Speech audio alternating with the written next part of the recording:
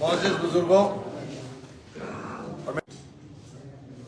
शाहनवाज ने बहुत अच्छे से बात को समझाने का काम किया। उससे पहले अफजाल भाई ने भी बहुत सलीके से बात को रखने का काम किया। जो बात शाहनवाज और अफजाल भाई ने कही है, आज ये चुनाव हारने और जीतने का नहीं है, सिर्फ खुद को बचाने का है। और हमारा वजूद मुल्क के अंदर उस दस्तूर और आइन के मातहत है जो दस्तूर और आइन बाबा साहब भीमराव अम्बेडकर ने दिया। और उसके ऊपर इस वक्त बार बार बीजेपी के नेताओं के बयान ये शक पैदा करते हैं कि ये उसको बदलना चाहते हैं। और ये इनके एजेंडे में पहले से, ये उनके एजेंडे में पहले से है कि संविधान बदलना है। और क्यों बदलना है? क्योंकि संविधान के अंदर हिंदुस्तान के रहने वाले गरीब को और अमीर को दोनों की खाई को पाट करके एक समान अधिकार दिए गए। उनके हुकूक एक साथ रखे गए, चाहे वो हिंदू हो या मुसलमान हो, दलित हो या कोई भी हो। मैं आप लोगों से ये बात इसलिए कहना चाहता हूं कि 17 पार्टियों ने मिलकर के शुरुआत की थी, गठबंधन बनाया। और गठबंधन इंडिया के अंदर जब बना तो इंडिया नाम रखा गया। इंडिया गठबंधन की इतना डर पैदा हुआ कि सरकारी दस्तावेज से इंडिया का नाम ही हटा दिया और भारत का। यह खौफ इसलिए पैदा हुआ कि यह ताकत, यह आवाज, क्योंकि सबको लग रहा है कि मुल्क के अंदर जमहूरियत खतरे में है, लोकतंत्र खतरे में है। तस्वीर बिल्कुल साफ है।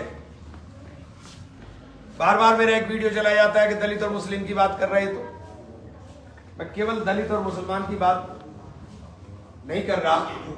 दलित और मुसलमान सबसे पहले शिकार होंगे उस संविधान के रद्द होने के। और ये बात बार बार हमने दोहरा करके इसलिए कह रहा हूं कि कल को रहबर का काम ये होता है कि रास्ता दिखाए। और अगर गड्ढे में गिरना है तो कम से कम हम गुनाहगार नहीं, हमने साफ बता दिया था कि ये रास्ता गड्ढे के अंदर जा रहा है। और मुल्क के अंदर जो हालात बना दिए गए, उन हालात के मद्देनजर ये जरूरी है कि आप लोग एकजुटता के साथ वोट दें, लेकिन बिना शोर शराबे के। इस बार लोग कह रहे हैं इमरान तो चुनाव ही नहीं लड़ रहा। इस बार सबसे मजबूत चुनाव लड़ रहा है इमरान, इंशाअल्लाह। कोई शोर शराबा नहीं। का वोट दलितों का भी, गुजरों का भी, ठाकुरों का भी, पंडितों का भी, त्यागी भी, काम्बोज भी, कश्यप भी। आज फेसबुक तलेड़ी में दलित सम्मेलन था, यही प्रीतम सिंह वाला मांडेवास में चौरा के अंदर सम्मेलन, यादव सम्मेलन रखा था चौरा के अंदर। चुनाव बहुत बेहतरीन है और 14 दिन बचे हैं। बस दुआ करिए जैसा ये चुनाव इस तरह चल रहा है, ये अल्लाह ताला इसको इसी तरह चलाएगा। आपको सड़क पे झूमने की जरूरत नहीं है, आपको अपने वोट पे ध्यान देने की जरूरत है। ये जो शाहनवाज भाई ने बात बताई, ये सीए एनआरसी के डर ने एक काम तो बहुत अच्छा किया कि सबने अपने कागज दुरुस्त करा लिए, वरना इसी चक्कर में रहते।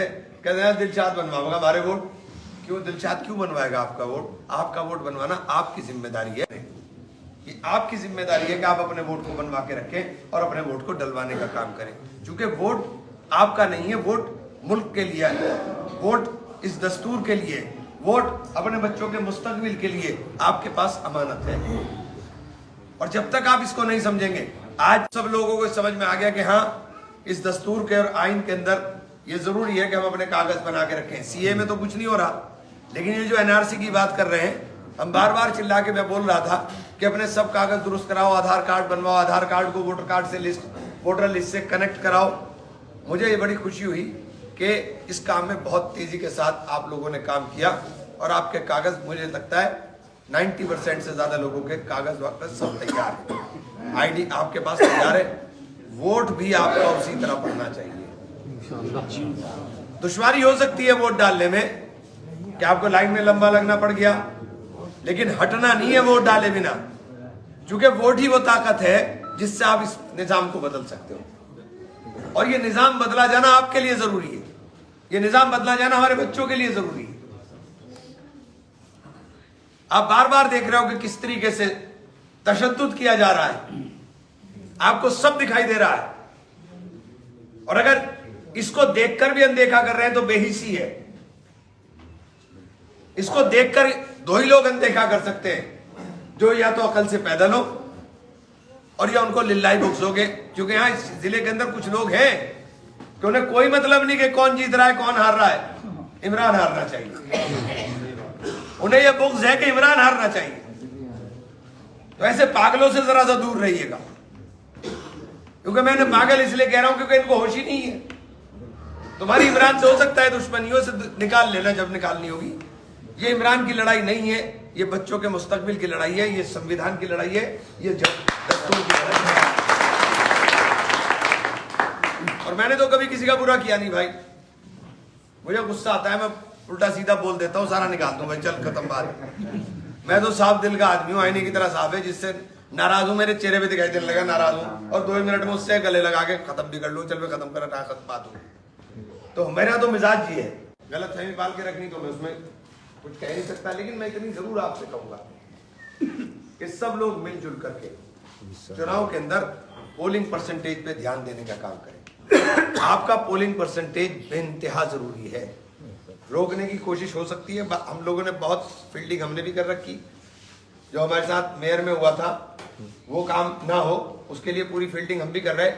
लेकिन उसके बाद सुबाही पोलिंग लाइन के अंदर इधर पोलिंग खुले, उधर आपकी वोटिंग चालू है, और 12 बजे तक आप मैक्सिमम वोट अपना डाल चुके, क्योंकि 12 बजे के बाद ये डंडा चलाने की कोशिश करते हैं।